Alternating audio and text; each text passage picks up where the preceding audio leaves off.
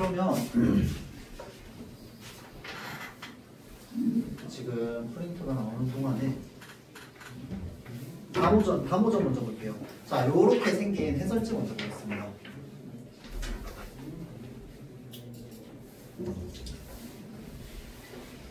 자, 이게 뭐냐면요, 여러분들 이제 우리 학원에 있는 해설지고 사실은 좀 익숙한 사람들은 알 거예요. 저기 뭐냐, 원장님 본 수업에서 뭐 이제 자료를 받기도 하고 할 텐데, 일단 기본적으로 여러분들이 공부할 때 학교 내신 자료야 어차피 여러분들 신청하면 공통으로 선생님이 다 준비해서 나가고 할 건데, 개인적으로 공부하는 부분이라든지 또는 내가 모의고사를 공부하는 뭐 이런 부분에서 문학작품과 관련되어 있는 자료들이 학원에 되게 많거든요. 그 자료는 엄청 많고 한 번이라도 기출됐던 자료는 전부 다 있습니다. 근데 전부 다 있어서 내가 원하는 어떤 자료를 이제 이야기를 하면은 그것과 관련되어 있는 이런 식의 해설지를 이제 여러분들한테 제공을 합니다. 자, 그런데 쌤은 개인적으로 이 해설지를 그냥 좀 마구잡이로 쓰는 걸 별로 안 좋아해요. 왜 그러냐면 우리가 이 대부분 해설지는 일단은 기본적으로 문학 작품이겠죠. 근데 비문학도 있어요, 여러분들. 그 비문학도 해설지가 있거든요. 그래서 내가 몇 학년에 몇 월 이제 그 모의고사 중에서 어떤 내용을 가지고 있는 지문에 대한 해설이 좀 필요하다라고 하면 그것도 요청하고 그것도 줍니다. 왜냐면 그거는 나중에 여러분들 고등학교 2학년 올라가면 독서 과목이라든지 이런 데서 실제 기출됐던 비문학 지문을 시험에서 쓰기도 하거든요.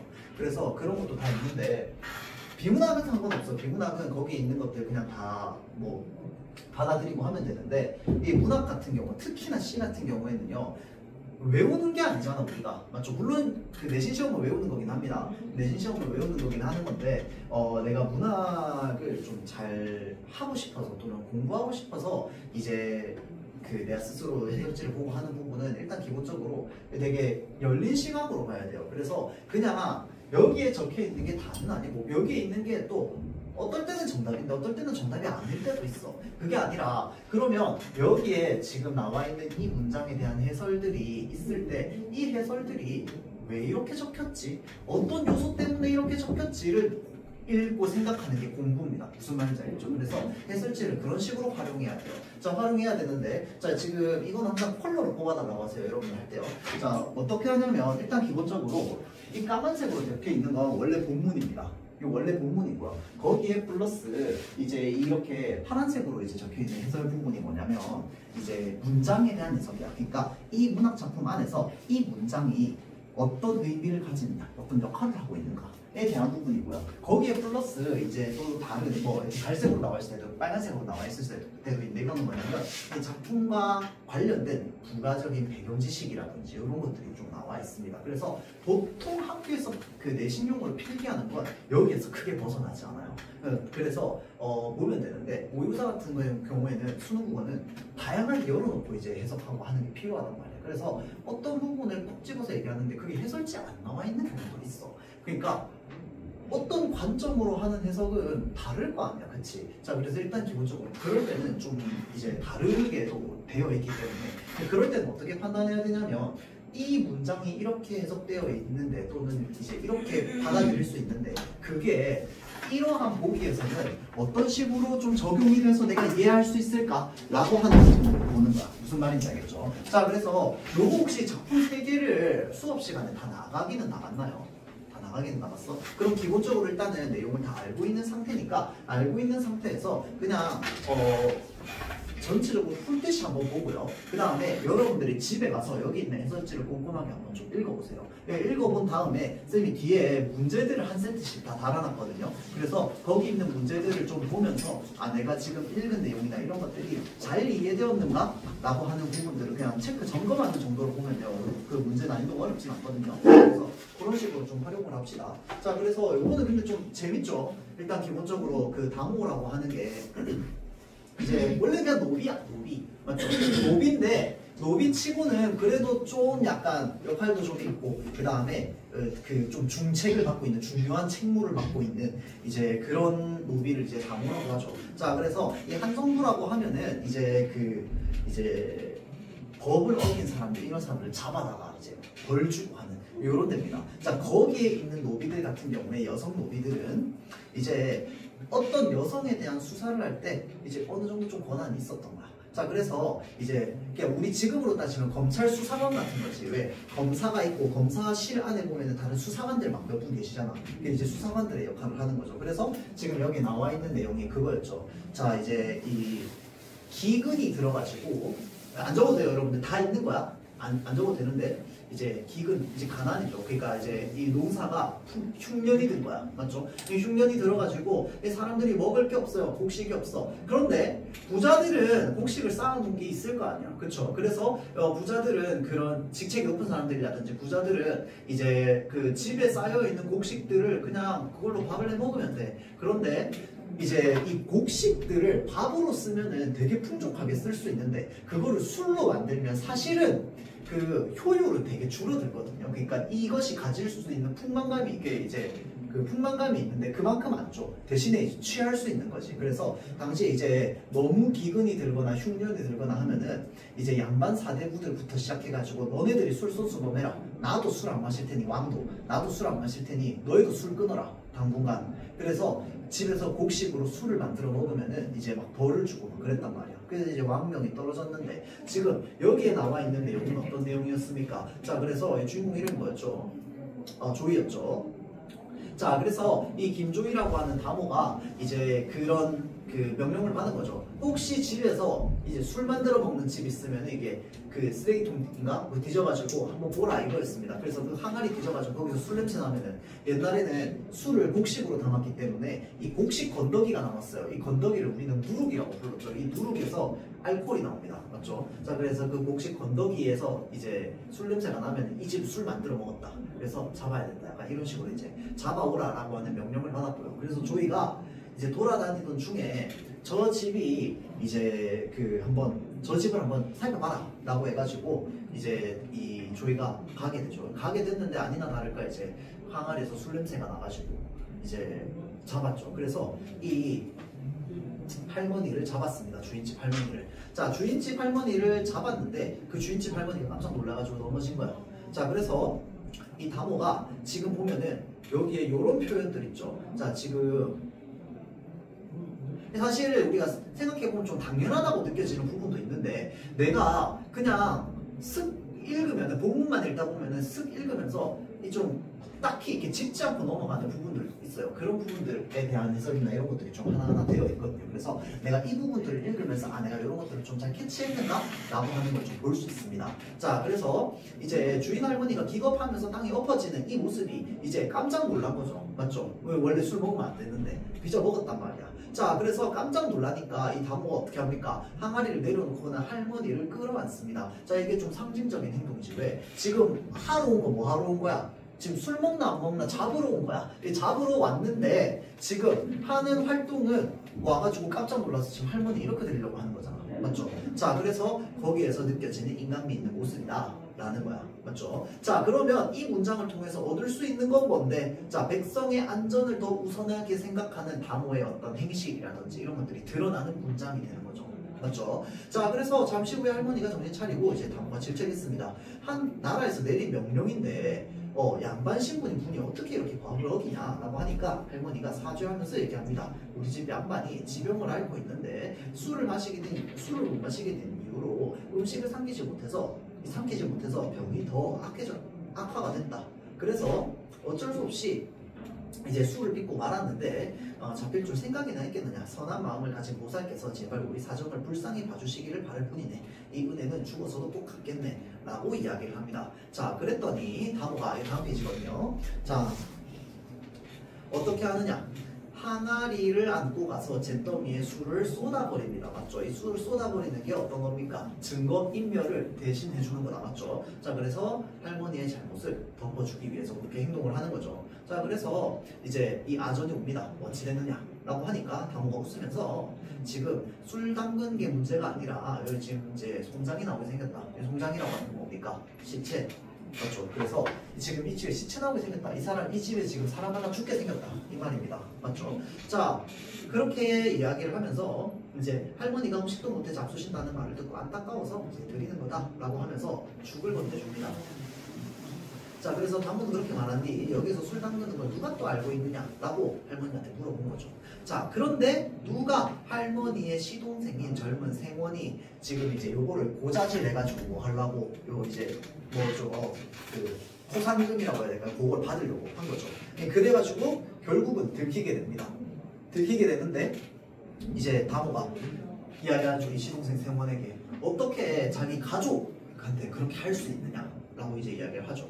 자, 그리고는 이제 결국은 이 거짓말했다는 죄로 다모가 이제 잡혀서 끌려가게 된다, 그렇죠? 끌려가게 됐다가 곤장 맞고 하는데 그 곤장 맞고 나서 이제 따로 이제 이 관청에서 주부죠, 주부.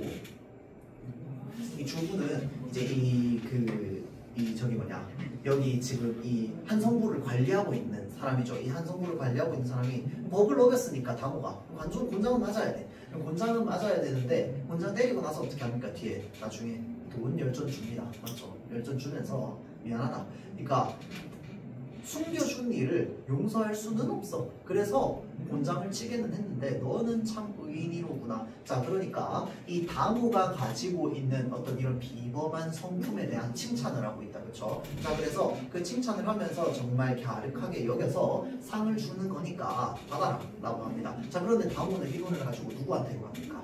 그 할머니한테 간다면서요. 그래가지고 이제 요거 가지고 이제 남편 못 살리라 라고 하는데 할머니는 또 돈 안 받는 그런 내용이 좀 나와 있다, 그렇죠? 자, 그래서 이런 식으로 좀 이제 그 중간중간에 해설되어 있는 부분들을 좀 보면서 여러분들이 좀 한번 파악을 해보고 또는 여러분들이 그 본문이나 그 학교에서 받은 프린트 본문 있잖아. 그런 부분에서 연필로 여러분들이 이제 직접 밑줄을 그어가면서 아, 요 부분이 이런 의미, 요 부분은 이런 의미라고 하면서 좀 상기하는 게 중요합니다. 왜냐면 여기에 해당하는 이 지문은 일단 기본적으로 이 다모는 수능 특강 이외에는 나온 적이 없어요. 수능 특강이랑 이제 그 수능 특강에 연결된 모의고사 얘는 밖에는 없거든. 그래서 일단 기본적으로 문제 자료나 이런 것들이 많지 않아요. 그렇기 때문에 문제 자료가 많이 없는 건 어떻게 해야 되냐면 내가 이 글을 아주 좀 잘 이해하고 있어야 돼. 어떻게 문제가 나올지 모르잖아. 맞죠? 자, 그래서 요거를 좀 주는 거니까 한번 좀 잘 파악해 보도록 하고요. 다른 작품도 한번 보겠습니다. 옷이 한번 볼게요.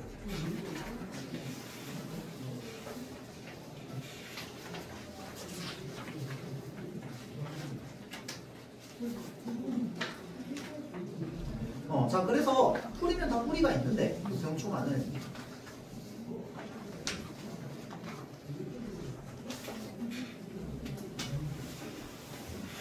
자, 그래서 풀이면 다 뿌리가 있는데 부평초만은 매달린 꼭지 없이 물 위에 둥둥 떠다니며 언제나 바람에 끌려다닌다네 라고 하면서 여기 있는 게 지금 본문이다, 그렇죠? 자, 그래서 그 옆에 지금 보면 해석이 다 나와 있습니다. 자, 그래서 지금 이야기를 하고자 하는 거는 바로 뭐다? 요 부평초를 말하는 거다.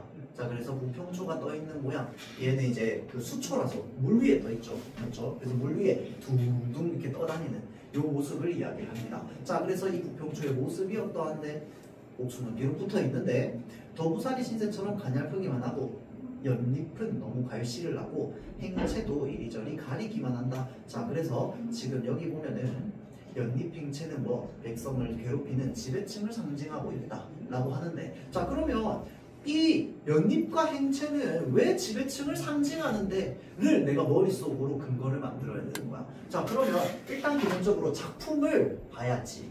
그러니까 작품을 잘 읽어야 돼요. 자, 그러니까 옆에 있는 해석 없이 목숨은 비록 붙어 있는데 목숨은 비록 붙어 있는 애 누군데요?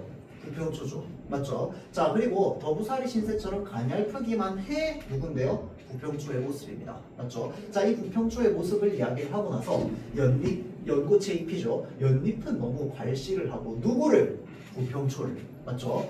행체도 이리저리 가리기만 해. 무엇을 가려? 햇빛을 가리는 걸 말하는 거겠다. 그쵸? 가리기만 하는데 뭘 가려? 부평초를 가리는 거야. 맞죠? 자, 그래서 연잎과 행체는 이 시 작품 안에서 부정적인 역할을 하는 단원입니다. 맞죠? 자, 부정적인 역할을 하는 단원인데 이 시 전체를 다 읽고 나서 이 시가 무엇을 말하는 거냐라고 하면은 이 백성들이 탐관오리들 또는 이제 수탈하는 존재들로 인해서 힘들게 살아가고 있는 삶에 대한 모습을 부평초의 모습으로 비유해서 나타낸 거잖아. 그러니까 부평초는 수탈당하는 어떤 이제 백성들, 이제 민중들을 이야기를 한다면 그런 수탈하는 존재들이 바로 뭐가 되겠어?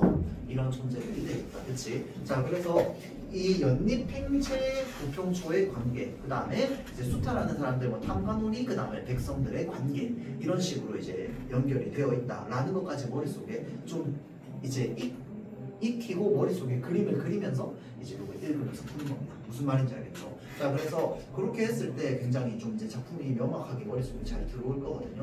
자, 그래서 그런 식으로 공부를 한번 해보고요. 자, 일단은 저기 뭐냐, 자습 써보겠습니다. 일단 학교에서 진도도 한 바퀴 쫙 나갔기 때문에 요 대화의 원리와 관련되어 있는 부분들을 빠르게 한번 짚으면서 개념적인 부분만 우리가 한번 살펴보겠습니다. 자, 그래서 150페이지. 자, 일단은 우리가 예상해보기를 어렵게 나올 것 같아요. 어렵게 나오는데 이거를 선생님들이 참 문제 내기 좋아합니다. 왜 문제 내기 좋아하냐면요. 예를 들어서 우리가 국어를 공부한다라고 치면은 국어의 이제 다양한 과목, 우리가 크게 과목 4개 나눕니다. 어떻게? 언어, 문법이죠. 다음 매체 자료, 자료의 특성, 맞죠? 자, 그 다음에 문학, 그리고 독서입니다. 자, 그런데 문학과 독서는 비문학이잖아. 그쵸? 일단은 국어 선생님이 비문학 지문을 마음대로 손댈 수 있을까요? 손대기 어려워요. 전문가가 아니잖아. 근데 사회 지문, 과학 지문 어떻게 건들 거야? 못 건드려. 맞죠? 자, 다음 문학 작품 지문 건드릴 수 없어요. 지문 그대로 내야 돼. 맞지? 문제만 건드리는 거야. 맞죠? 근데 화법 선생님 마음대로 다이얼로그 만들 수 있습니다. 왜?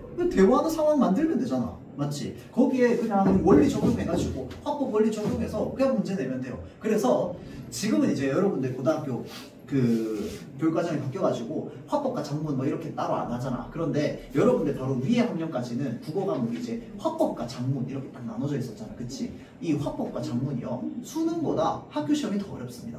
왜냐면 그 지문을 선생님 마음대로 낼 수 있기 때문에. 그래서 내가 생각할 때는 지문을 아주 애매모호하게 낼 것 같아요. 내면서 여기에서 어떤 원리를, 그러니까 여기에서 어떤 이제 발화가 있고 그 발화에 대해서 이 발화가 무엇이 문제인지, 근데 그 문제인 지점을 찝을 때 어떤 원리로 찝으라고 하는지가 나올 것 같아요. 그리고 이 사실은 여기 이 교과서에 이제 설명되어 있는 부분이기도 한데 어떤 발화가 잘못됐어. 근데 이 발화가 잘못됐으면 그 잘못된 발화를요, 공손성의 원리로도 해석할 수 있고 체면 유지의 원리로도 해석할 수 있고 그 다음에 협력의 원리로도 해석할 수 있거든. 왜냐하면 애초에 잘못된 발화라고 하는 거는 여러 문제들을 가지고 있는 걸 거 아니야. 그치? 그런데 그 잘못된 발화를 어떤 원리라고 하는 관점으로 문제를 짚어라 라고 하는 부분들을 좀 서술형으로 내거나 그럴 수도 있을 것 같아요. 그래서 그 원리들을 일단은 내가 잘 좀 이해하고 있는 게 중요할 것 같아요. 자, 그래서 대화의 원리. 자, 152페이지 바로 넘어가요. 자, 일단 기본적으로 우리가 중학생 때 배웠던 이 대화의 원리와 관련되어 있는 걸 간단하게 짚고만 한번 넘어가겠습니다. 자, 내가 기억하고 있는지 아닌지 필기할 필요 없어요. 자, 일단 기본적으로 우리가 중학생 때 담화라고 하는 개념을 배웠습니다. 담화 상황. 담화가 뭔데? 누군가가 발화를 해서요, 그 발화된 내용, 의미죠. 의미가 주고받는 과정을 담화라고 합니다. 맞죠? 자, 그 담화 상황에 맥락이라고 하는 개념이 있었습니다. 자, 맥락은 크게 두 가지로 나눠졌죠. 어떤 맥락이었어요? 상황 맥락이었습니다. 자, 그 다음에 또 하나는 뭐냐면 사회문화적 맥락이었어요. 그 담화를 하는 사람들이 이제 상황 맥락, 어떠한 상황에서 똑같은 발화 내용이지만 어떤 상황이냐에 따라서 달라지는 거야. 그러니까 예를 들자면 뭐 그런 거죠. 뭐 어떤 할머니가 막 두리번 거리면서 길을 찾고 있어. 그래서 어떤 학생 보고, 학생 혹시 주민센터 가는 길을 알아? 라고 이야기했습니다. 자, 그런데 어떤 학생이 네 알아요 라고 하면서 지나가요. 자, 그러면 이 담화는 지금 제대로 담화가 이루어졌습니까? 아니야. 왜? 상황, 그 할머니가 하는 행동이나 이런 것들로 봤을 때 두리번 거리고 있는 동작을 미루어 봐. 그 담화의 그 발화의 의미는 아냐고 물어보기는 했지만 속에 담겨있는 의미는 뭐야? 가르쳐줘라고 하는 의미가 담겨있습니다.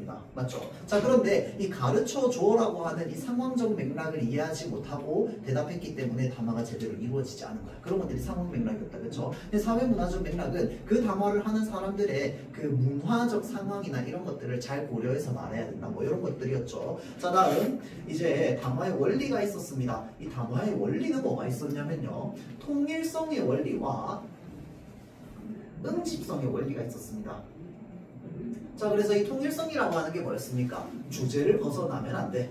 자, 그게 지금 이제 협력의 원리로 넘어왔을 때 이제 이 저기 관련성의 원리, 관련성의 경률로 들어가게 되는 거죠. 맞죠? 자, 그래서 이 통일성 있는 이제 이 주제에 맞는 단어가 필요합니다. 자, 다음 응집성이라고 해서요. 어떤 이야기를 할 때 발화들을 하나 뚝뚝뚝 끊어서 얘기하는 게 아니라 앞에 나왔던 발화를 이제 지시하는 지시어라든지 또는 그런데, 그러나, 그래서와 같은 접속어 표현을 통해 가지고 응집성을 높여서 발화를 해야 된다라고 하는 것들이 이제 담화의 원리였습니다. 자, 그 다음에 그리고 소통하며 대화하기라고 하는 부분에서요.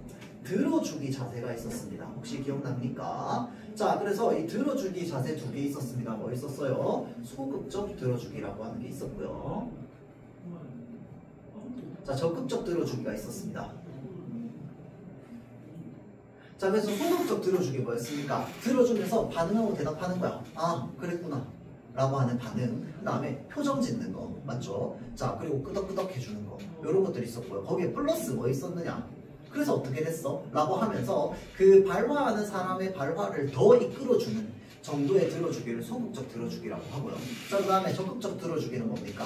상대방이 하는 말을 내가 나의 목소리로 재요약하는 겁니다. 맞죠? 요약하거나 또는 그 요약을 바탕으로 내가 내 식대로 이해하는 거야. 이해해가지고 말하는 거죠.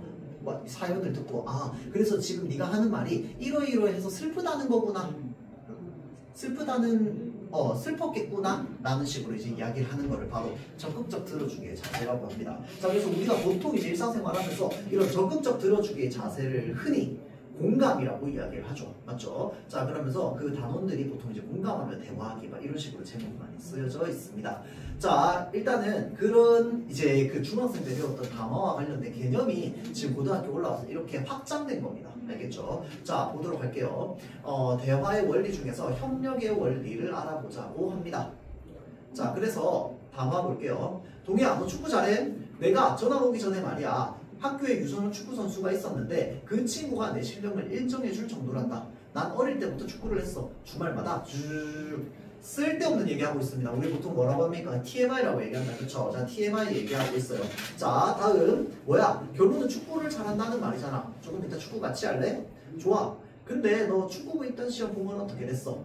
일부러 못 들은 척하며 내 축구화를 어디다 두었더라? 정확성의 어깨를 토닥이며 이제 다음에 기회가 있을 거야 라고 이야기를 합니다. 자, 그래서 지금 이 교과서에서 얘기하는 기억에서 드러나는 말하기 방식의 문제점은 무엇이냐 라고 하냐면 질문과 관련된 내용만 말하지 않고 뭐까지 얘기하고 있다? 불필요한 내용까지 얘기하고 있습니다. 맞죠? 자, 그러면 여기에서 이제 어떠한 경륜을 지켜야 하는가에 대한 원리가 나와 있습니다. 자, 그러면 요거는 일단 기본적으로 무엇이냐라고 하면 협력의 원리입니다. 맞죠? 자, 그래서 요거 하나 이야기하자면 여러분들 이미 배웠으니까 일단 기본적으로 원리 아래에 뭐가 있는 겁니까? 경륜이 있는 겁니다. 맞죠? 자, 그래서 이 협력의 원리 안에 몇 가지가 네 가지가 있었습니다. 양의 경륜이라고 하는 거는 대화에서 필요한 만큼의 정보를 전달하는 겁니다. 맞죠? 자, 그래서 너무 투머치하면 안 됩니다. 맞지? 너무 많아도 안 돼. 근데요, 여러분들 이거 여러분들 필기에는 안 적혀 있는데 다른 학교에서 이런 거 가지고 약간 좀 장난치기도 했거든. 너무 적어도 안 됩니다. 맞죠? 그러니까 예를 들자면 그런 거야. 자, 여기에서 종합운동장역까지 지하철역으로 가는 길을 설명을 좀 해줘. 알겠어. 자, 여기 나가가지고 가운데 그 엘리베이터가 있어요. 엘리베이터 타고 나가서 문 앞으로 나가서 까지만 얘기하고 얘기 안 해. 자 그러면 필요한 만큼의 정보에 충족하지 않습니다. 맞죠? 그래서 너무 적은 양의 정보도 역시 필요한 양만큼이 안 되겠다. 그렇죠? 자 그래서 너무 사실은 적어도 안 됩니다. 적어도 안 돼.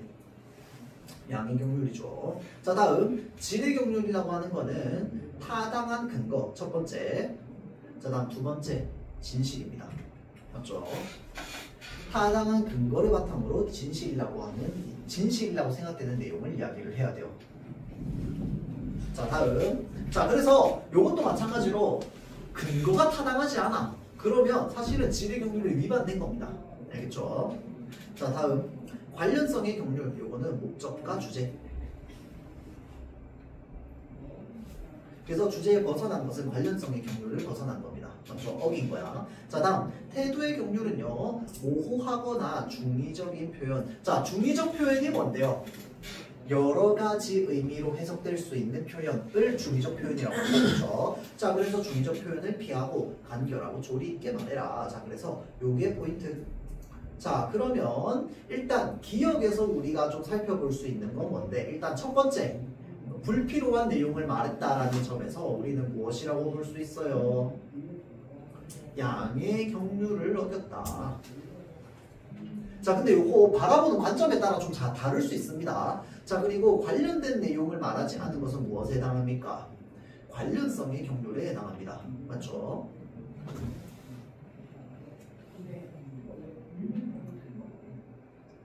자 그런데 여기 지금 예시 답안에는 뭐라고 되어 있냐면 양의 경률에 따라서 대화에 필요한 만큼은 이야기하는 게 어떤이라고 되어 있어요. 자 그래서 원래 지금 여기 위에 나와 있는 담화의 목적에서는 사실은 양의 경률을 어긴 거긴 해. 그런데 양의 경률을 어기면서 일단 기본적으로 관련 없는 대화, 지가 어렸을 때 뭐 막 이런 얘기도 하잖아, 그치? 자 그래서 그게 관련성을 좀 벗어난 거긴 하거든요. 그래서 이게 관점에 따라서 조금 묘하게 미세하게 좀 다를 수도 있어요. 그래서 이걸 어떻게 바라보느냐에 대한 관점에 따라 다를 수도 있습니다. 알겠죠? 자 다음 니은에서 화성이 지키지 않은 경률과 그 의도는 무엇이냐 라고 했을 때 자 지금 여기서 관련성의 경률을 어겼습니다. 자 이게 뭐냐면요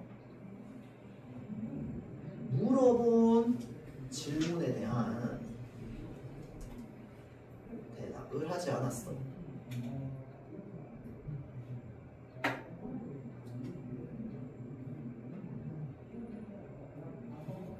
자 그런데 어겼다고 해서 그럼 이 사람의 대화가 잘못됐어? 그건 아닐 수 있어 가 지금 여기 나와 있는 겁니다. 그럼 왜 어긴 게 이 어긴 건 맞아. 관련성의 경률을 어겼는데 이게 어떠한 의도를 담고 있을 수도 있잖아. 그치? 어떤 의도를 담고 있을 수도 있어 라고 했을 때 입단 시험 잘 못 봤다라고 하는 걸 간접적으로 전달할 수도 있는 거야. 맞죠?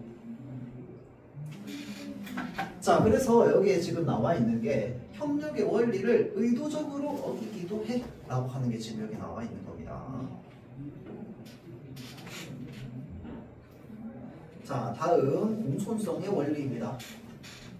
자 다음 글을 읽고 공손성의 원리에 대해서 생각해보자 라고 하는 건데 사실은 경률 중에 제일 헷갈리는 게 공손성의 원리거든요. 자 그래서 요거를 좀 잘 알아야 됩니다. 자 그래서 공손성의 원리란 자신의 말이 상대방에게 미칠 영향을 고려하여 상대방을 배려하고 존중하며 예의 있게 말하는 태도. 자 그래서 상대방 배려 존중 그 다음에 예의 차리면 뭐에 해당한다? 공손성에 해당합니다. 알겠죠? 자 그래서 나중에 여러분들 그 시험기간 돌입하면은 요거 쌤이 빈칸 그냥 만들 건데 여기 그냥 다 적을 수 있어야 돼요. 알겠죠? 사실 이거 외우는 거니까 일단 외운 개념을 바탕으로 담화에 적용시키는 거니까. 맞죠? 자 그래서 대화를 할 때는 상대방이 부담스럽지 않게 그래서 선택권을 주거나 가 뭐에 해당하느냐? 요령의 경률에 해당합니다. 자 다음 자신의 탓으로 돌려 말하는 것이 바로 뭐냐? 관용의 경률에 해당하는 겁니다. 자 다음 또한 상대방을 비방하기보다는 칭찬하는 말을 하고 칭찬의 경률. 자 그러면 여기에 안에 담겨있는 표현이 바로 뭐냐면 이제 상대방 비방 어떻게 해라? 줄여라. 자 그 다음에 상대방을 칭찬하는 말은 어떻게 해라?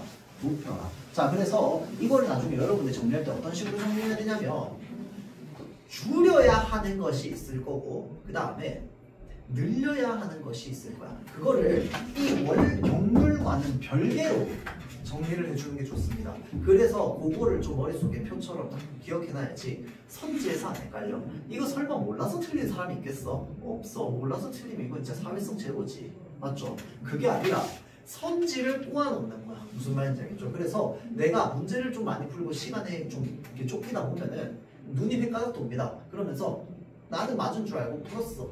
나중에 매겨보니까 틀렸어. 근데 나는 내가 이걸 왜 체크를 했는지 모르겠어. 나 미쳤나봐. 약간 이렇게 되는 그게 좀 있거든요. 자, 그래서 그거를 좀 이렇게 정리를 해두는 게 좋습니다. 자, 다음 자신을 낮추어 겸손하게 말하되 상대방의 의견과 다르더라도 일단 상대방의 의견을 존중해주고 나서 자신의 의견을 말하는 것이 좋다. 자, 요것도 헷갈립니다. 동의의 경률. 자, 그러니까 내 생각이 저 사람이랑 달라.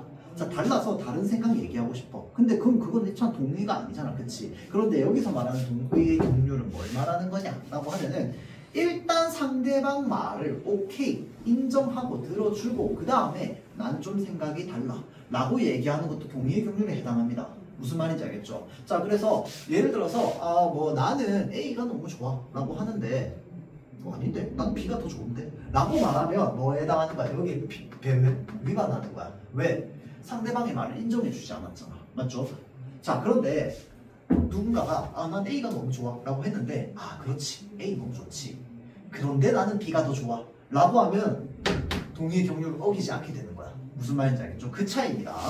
자, 다음 경량 이라고 할 때 자, 이 칭찬과 경량 그 다음에 요령과 관용 여기에서 뭘 찾아야 되느냐라고 하면 내가 줄여야 하는 것, 늘려야 하는 것. 자, 그 다음에 이제 나에게 부담을 주고 상대방에게 뭘 하는 것 또는 내가 부담을 지는 거랑 상관없이 상대방의 부담을 덜어주는 거. 지금 여러분들이 그 이제 학교에서 받았던 학습지에 필기되어 있는 게 그 부분이거든요. 그래서 그거를 좀 이제 문장 안에서 어떤 식으로 표현하냐면 어떤 단어가 있을 거야. 어떤 문장이 있는데 이 문장을 탁 집어넣고 이거는 나의 부담을 높이는 표현이다. 또는 이거는 상대방의 부담을 덜어주는 표현이다. 이 두 표현이 달라요. 알겠지? 자, 그래서 그런 부분들을 좀 찾아줘야 되는 게 필요합니다. 그래서 사실은 헷갈리는 건 공존성의 원리가 제일 헷갈립니다. 자, 그래서 그거를 지금 여기에 이렇게 옆으로 정리를 해놨죠. 맞죠? 자, 그래서 지금 요령의 경률 같은 경우에는요.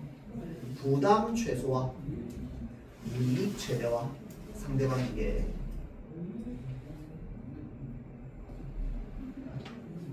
자, 다음 관용은요 자신입니다. 상대방 아니야. 자신에게 이익 최소, 부담 최대 이런 식이야. 자, 그러면 요 앞에 나는 적어줄 거야. 자, 요령은요 상대방과 관련되어 있습니다. 나랑은 상관없어. 자, 관용은요 나랑 상관 있습니다. 상대방이랑은 상관없어요. 맞죠? 자, 똑같습니다. 칭찬은요 상대방과 관련 있습니다. 자, 다음 경량은요 나랑 관련 있어. 자, 그러니까 여기서 헷갈리게 하는 포인트는 뭐냐면 예를 들어서 어떤 담화가 나와요. 어떤 담화가 나오는데 이 담화에 문제점이 하나도 없어. 다 너무 교과서적으로 착한 말만 해. 예쁜 말만 해. 그런데 이 예쁜 말이 어떤 원리에 따라서 이제 된 좋은 표현인지인데 예를 들어서 나와 관련된 이야기가 지금 되어 있는데 또는 나와 관련된 표현으로 되어 있는데 요령이나 칭찬 찾으면 안 된다는 거야. 무슨 말인지 알겠죠? 왜? 요령이나 칭찬은 또 상대방과 관련되어 있으니까. 반면에 관용과 경량은 뭐랑 관련되어 있으니까? 나랑 관련되어 있으니까 상대방과 관련된 표현으로 찾으면 안 된다는 거야. 무슨 말인지 알겠죠? 자, 그 다음에 동의는 아까 쌤이 얘기했습니다. 자, 그래서 보통 이렇게 나누죠.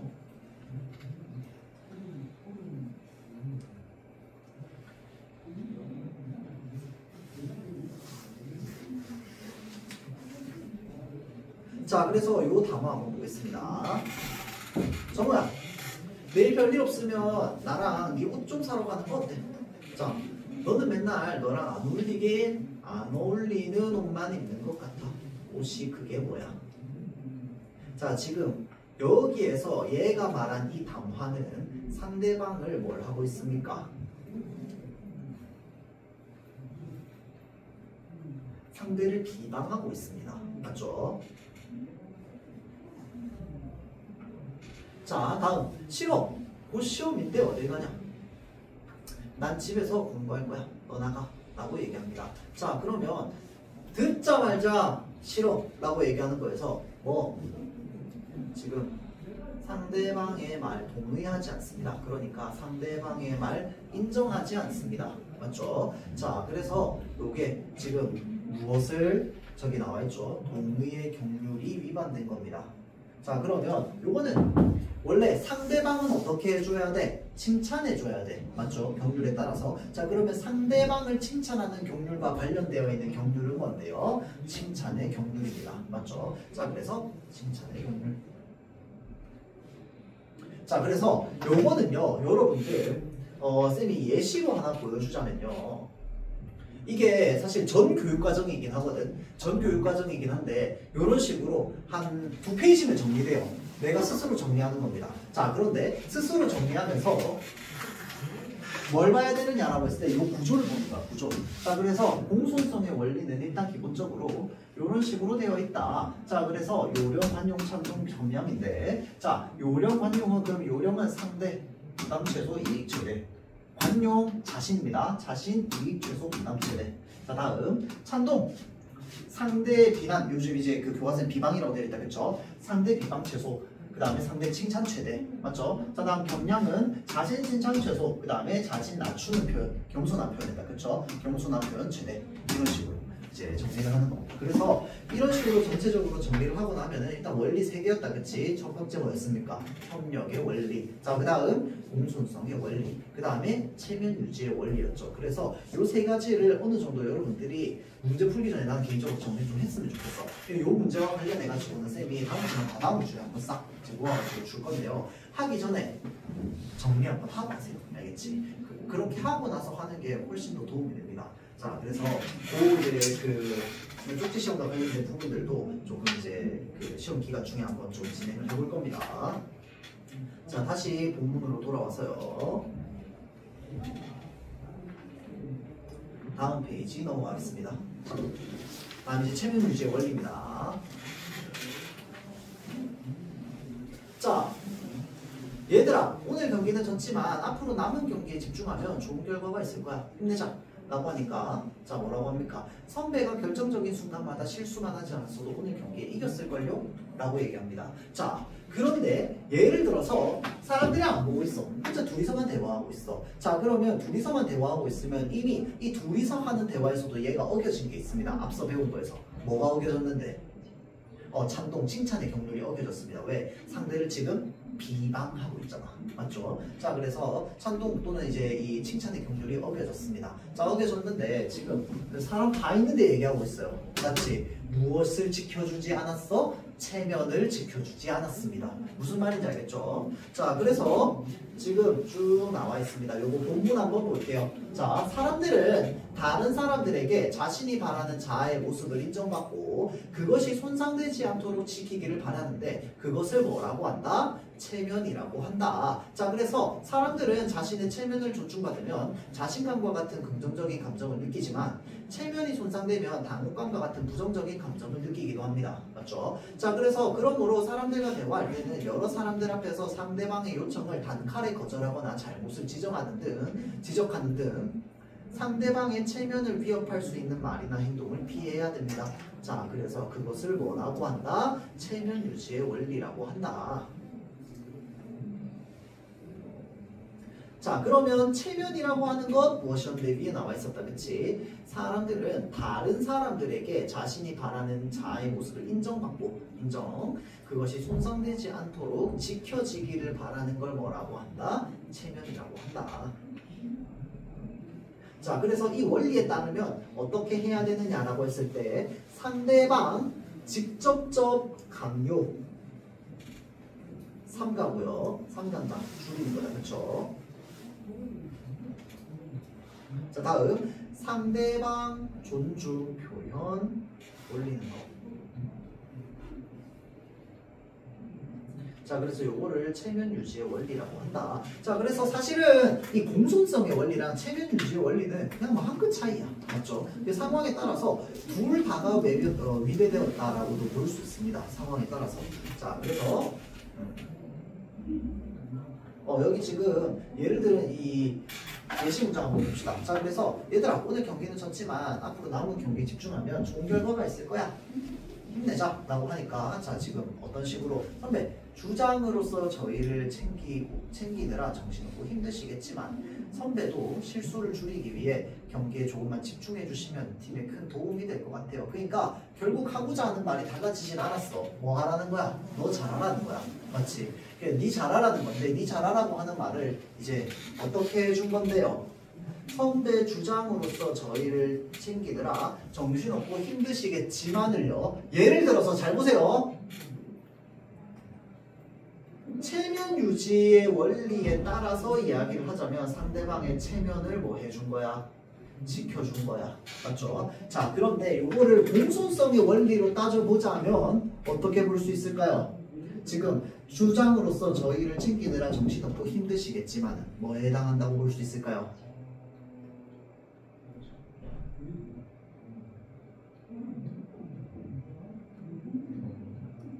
동의는 아니죠. 자, 맞습니다. 칭찬이라든지 또는 상대방을 인정해주는 거죠. 맞지? 그래서 칭찬 또는 창동의 경륜이라고 볼 수 있겠죠. 또는 상대방의 이익을 최대화해주는 표현이라고도 볼 수 있습니다. 왜? 상대방을 띄워주는 거잖아. 맞죠? 자, 그래서 요령의 경륜의 원리에도 또 해당한다라고 또 볼 수 있겠죠. 예를 들자면 그런 거야.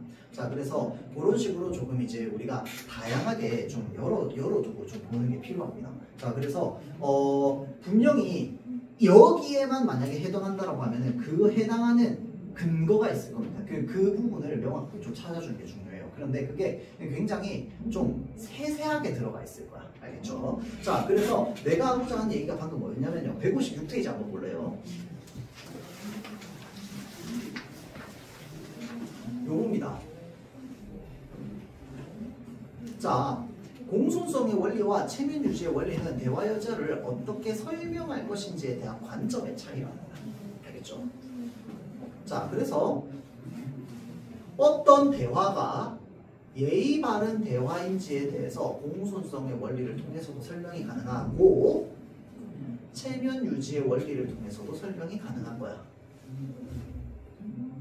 자, 그래서 예를 들어 상대방에게 무엇인가 부탁하는 상황에서 직접적으로 명령하는 대화 방식은 공손성의 원리의 측면에서 요령의 경륜에 위배하는 겁니다. 자, 명령한다라고 하는 건 일단 기본적으로 상대방의 선택권을 인정해 주는 거야? 아니잖아. 그렇죠? 자, 그리고 일단 기본적으로 상대방을 존중해 주는 표현이 아닙니다. 자, 그렇기 때문에 명령한다라고 하는 건 상대방의 이익을 높여 주는 거야? 아니죠. 명령한다라고 하는 건 상대방의 이익을 최소화하는, 지금 이제 이 요령의 경륜에 반대되는 행위입니다. 맞죠? 자, 그래서 명령하는 표현 방식은 요령의 경륜을 위배한 것이야. 그래서 적절하지 않아요. 동시에 체면 유지의 원리 측면에서도 직접적인 표현은 상대방의 체면을 손상시키는 행위에 해당하므로 적절하지 않은 거야. 자, 그러니까 이제 뭐 이렇게 친구한테 얘기를 하는데 뭐뭐 해주지 않을래? 라고 얘기하는 거는 야, 너 이거 좀 해! 라고 하는 식으로 얘기하는 것 두 가지 원리를 위배한 거다. 뭐 공손성의 원리, 다음 두 번째 체면 유지의 원리라고 이야기를 할 수 있는 거지. 그렇죠? 자, 혹시 이렇게 좀 애매모호한 부분들 있잖아. 특히나 하나의 단화를 가지고 두 가지 원리로 해석할 수 있는 이 부분에 대해서 혹시 학교에서 이야기를 하던가요? 따로 이야기를 하진 않았어요. 그러면 아마 명확하게 이제 좀 제시를 해줄 겁니다. 알겠죠? 자, 그러면 그 명확하게 제시해주는 걸 바탕으로 보면 되는데, 자, 그러면 일단 기본적으로 뭘 생각하면 되냐면요. 이 체면 유지의 원리는, 체면은 다른 사람들로부터 좀 이제 자신이 지키고 싶은 이미지 같은 것들이 있을 거야. 그렇지? 그러면 다른 사람들로부터라고 하는 게 붙습니다. 자, 그러면 예를 들어서 내가 야 너 이것 좀 해 라고 했을 때 다른 사람들이 보고 있는 상황에서 그렇게 얘기를 하면은 체면 유지의 원리를 손상한 게 되겠죠. 맞죠? 자, 그럼 체면을 손상한 게 되겠죠. 자, 그런데 그게 아니라 그냥 진짜 말 그대로 어떤 담화가 이제 예의를 지키지 않았어. 상대방에 대한 예의를 지키지 않았어. 그러면 그거는 공손성의 원리에 위배된다라고 볼 수 있겠죠. 맞죠? 자, 그래서 그런 식으로 바라보는 어떤 좀 유연한 관점이나 이런 것들을 가지는 게 좋습니다. 자, 다음 옛날 사람들의 담화 관습. 이거 혹시 학교에서 나갔나요? 안 했어? 아직 안 한 거야? 3-1을 아니 2-1을 먼저.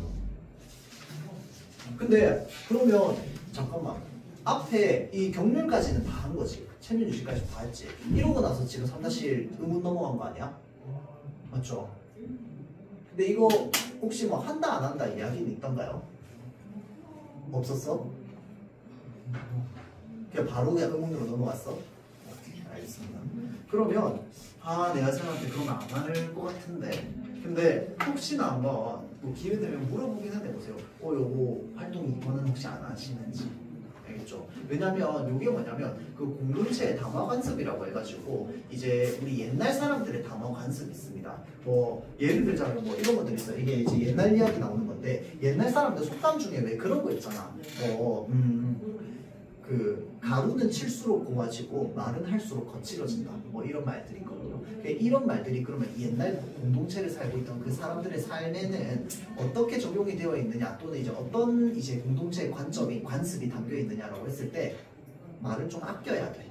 말 너무 많이 하면 오히려 상대방에게 해가 되는 말을 할 수 있어. 그러니까 말을 좀 아끼자. 라고 하는 그런 어떤 이제 관습이라든지 이런 것들이 담겨 있는 이런 거가 이제 그 옛날 사람들 공동체 이제 담화 관습과 관련되어 있는 부분들이거든요.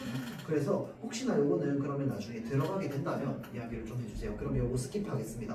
그러면 시간 좀 벌었네요. 오케이. 자, 그러면 그렇게 하고 잠깐 한 5분 정도 쉬었다가 다음 시간에 뭐 할 거냐면요. 그 여러분들 다음 주에 3월 모의고사 있잖아, 그렇지? 그래서 3모 대비해가지고 지문을 읽는 관점이나 이런 것들에 대한 이야기를 좀 할 겁니다. 그래서 이미 좀 이제 모의고사 좀 풀어본 학생들은 이미 풀어봤던 지문일 거예요. 고1 작년 3월 그다음에 9월 10월 이렇게 이제 그 나왔던 문학 작품들 위주로 볼 거야. 선생님 화작이랑 그다음에 저기 비문학 왜 안 봐요? 이렇게 하면은 사실 화작 비문학은 하루 본다고 뭐 달라지지 않아요. 자, 그래서 일단 기본적으로 내가 평소에 글을 많이 읽고 잘 읽는 것도 중요하고 그 다음에 문학작품 같은 경우에는 여러분들이 생각하지 않았을 관점이라든지 그런 부분에 대해서 그냥 단순히 지문의 의미만 풀이해주고 분석하고 그런 거 안 할 거고요. 그 다음에 문제풀이 안 할 거야. 자, 안 하고 그냥 진짜 말 그대로 작품을 읽는 데 있어서 좀 가지면 좋을 어떤 관점이나 생각들 이런 것들을 좀 이야기를 한번 해보고자 합니다. 자, 그래서 여기 조금만 더 얘기를 하자면 시간 있으니까 그 우리 모의고사를 하는 게요 사실은 뭐 성적에 아무런 영향도 주지 않고 사실은 지금은 막 그렇게 여러분들이 막 긴장감이 풀리거나 할 만한 시기는 아닐 텐데 나중에 자꾸 하다 보면은 그 모의고사 별로 신경 안 쓰는 사람들도 많거든요. 근데 이게 사실은 되게 기회야. 왜 그러냐면 여러분들 이제 뭐 당연히 그렇게 되면 안 되겠지만 예를 들어서 뭐 재수를 한다 치면요 그 재수생들이나 뭐 상수생들 이제 뭐 이런 사람들은 이미 기출 뭐 모의고사 이런 거 다 풀어봤을 거 아니야, 그렇죠? 자, 그리고 새롭게 하는 이제 뭐 3, 6, 9, 11월 모의고사들을 좀 풀다라고 했을 때 이 학교만큼의 어떤 느낌을 받을 수 없습니다. 그 재수학원에서 다 같이 뭐 시험 치긴 하겠지만 그렇진 않거든요. 그래서 되게 좀 좋은 기회이기도 하고 그 다음에 여러분들은 대학 갈 때 내 개인적으로 생각하기에 사실 지금보다 수능의 중요도가 더 높아질 거라고 봐요. 근데 사실은 지금 언론에서 이야기를 하기는 이제 뭐 이 정시에도 이제 뭐 학생부를 좀 이제 넣는 방향이었던 이제 입시 뭐 제도라든지 이런 것들을 좀 이제 고려하고 있고 뭐 이렇게 그렇게 하려고 하고 하는데 결국은요 우리가 5등급제로 변하면서 이제 상위 10%까지가 다 1등급으로 묶이게 될 건데 이 상위 10% 안에 있는 이 똑같은 1등급 그 0.00001%의 1등급과 9.9999999%의 1등급을 어떻게 가를 거냐라고 했을 때 학생부로만 가를 수 없어. 결국은 이제 수능으로 가게 될 건데 그럼 수능 어떻게 가는 게 제일 좋을까? 만약에 수시로 이제 학교를 간다라고 했을 대학을 간다라고 했을 때 가장 좋은 방법은 최저등급제죠. 맞죠? 최저등급을 높이면 돼. 그러면 그 최저등급을 못 맞춘 사람은 그 대학을 못 가. 내가 1등급이어도. 맞죠? 그래서 그 수많은 10%까지 되는 이제 이 1등급들을 가둘 수 있는 가장 좋은 방법이 아직까지도 이제 수능이 가장 공정하고 깔끔하고 깨끗한 방법이기 때문에 아마 정시 비율이 낮아질지언정 최저등급을 맞추는 이 난이도는 더 높아질 겁니다. 그래서 그 부분들을 좀 이제 잘 생각하면 좋고 그리고 여러분들은 일단 기본적으로 학교 학생 수 인원수가 좀 적고 학교 시험의 난이도가 적고 그렇게 쉽지 않은 편에 속하기 때문에 정시 비율이 좀 낮지 않죠 여러분들. 그래서 정시도 좀 같이 준비를 하면은 좋지 않을까 싶어서 우리는 일단 기본적으로 학교에 이 교과서에 나오는 문학 작품이나 이런 것들을 다룰 때도 내신적인 어떤 관점, 그 다음에 수능 국어적인 관점을 같이 항상 좀 볼 겁니다. 그래서 그렇게 한번 생각을 해주고요. 잠깐 쉬었다가 보도록 할게요.